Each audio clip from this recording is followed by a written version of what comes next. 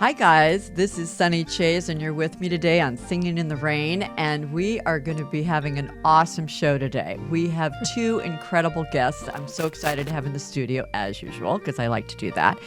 And we'll be clinking glasses and drinking water and God knows whatever else and having a blast. And I have two fun people I want to tell you about. Joni Marks, who's an author, actress, and she wrote this really awesome book called, get this title, Facelifts, Money, and Prince Charming.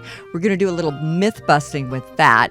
So let us bring you guys on. A bit of enough chatting from me. Let's bring some chatting with you guys. So Joni, let's talk about your book. Well, thank you. So the book is Facelifts, Money, and Prince Charming. And the way it came about is I was having lunch, and one of my sorority sisters, which is so amazing. It turns out my sorority sister's daughter is the best friends with this lady. Oh my gosh, how cool is that? Again, with community. Right. So I was super cool. Is that so cool? And yes. and I said, she's a widow, and I said, what's happening here?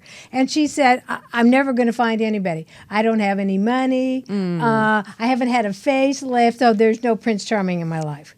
Mm-hmm. This was somebody I looked up to in college, because she was my sorority sister. Yeah. And so I went home, and that made me very angry. And I said, I'm going to write a book. So I did, but also that's great. Also about this book, because I'm an actress, and also about this book is that when you get to be a certain age in Hollywood, finding parts is like rearranging the deck chairs on the Titanic. That's been quite spoken of. Yeah, exactly. Right. So my whole thing is I now am a baby boomer advocate. Good for you. So here's the thing. This is our time, this is our voice, and this is our story. And we were the ones who grew up, and we were the baby boomer generation who everybody fawned over. And so now they're starting to shove us out the door. And I'm going, no. Well, one of the things that I wanted to pull out here, a couple things actually, the myth of shame and blame. What did you want to say about that in the positive way? I mean, we know that we have a lot of shame and blame in the world, but so how do you myth bust that? How you myth bust that is to understand that and to not go there and say, just because this is the old record from my parents and my grandparents, I don't have to think that thought. Mm-hmm. I can change what I think. And one of the greatest things I think that Dr. Wayne Dyer said was, you can control your thoughts. Always. So therefore you change the record that goes on in your head. But I think before you do that, you have to listen to the negative interject that sits on your shoulder. And you go, no, I don't believe that, and get out of here.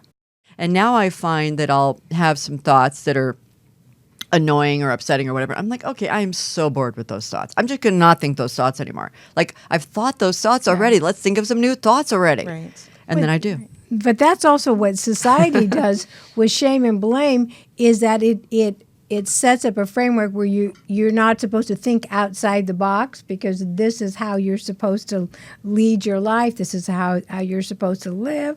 So as long as you set up shame and blame about rethinking those thoughts, it maintains the status quo. And that's what our parents did. This is what you do.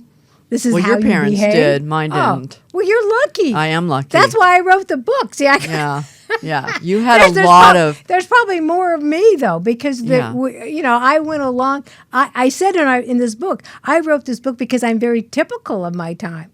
You were much more far thinking and much more independent in your thoughts. My parents were. I just bought into, this is how a certain girl, a nice Jewish girl, behaves, and this is what you do, and these are the steps you take in life. And I went, okay, this is what you do. Mm-hmm. And when you believe stories like that as you grow up, they get imprinted neurologically.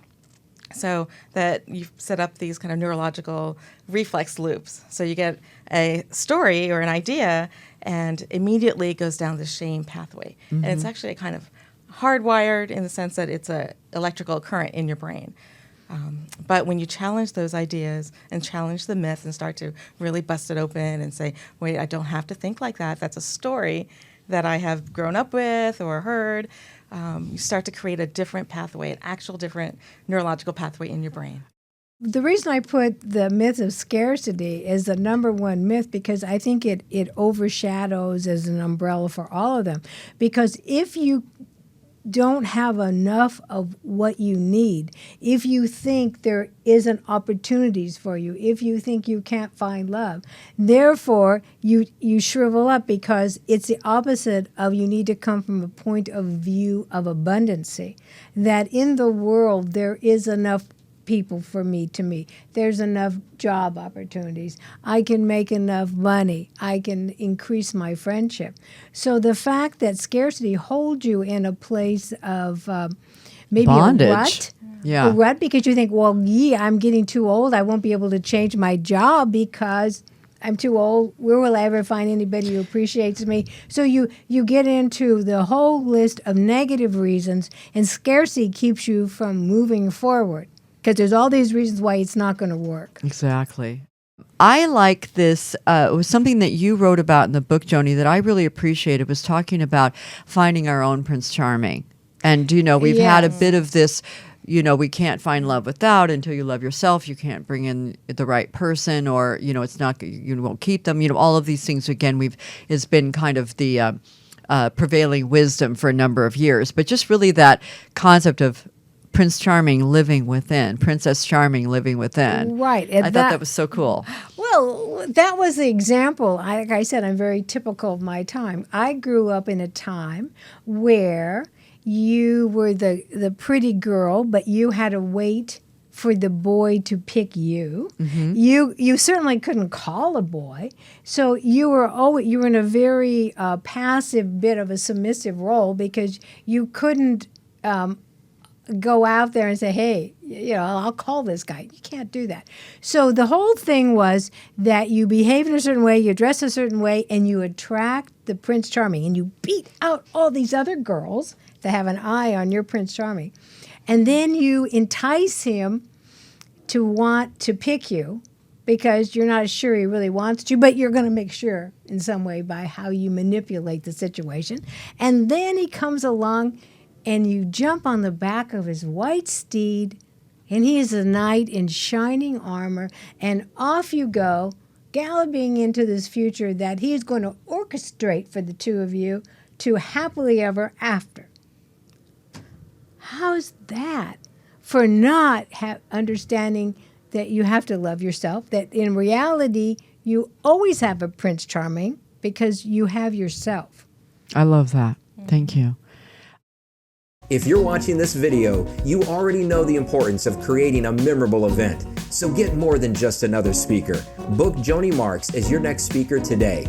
Your audience will thank you for it. To book Joni Marks for your next event, please contact the Speaker Bureau who provided you this video.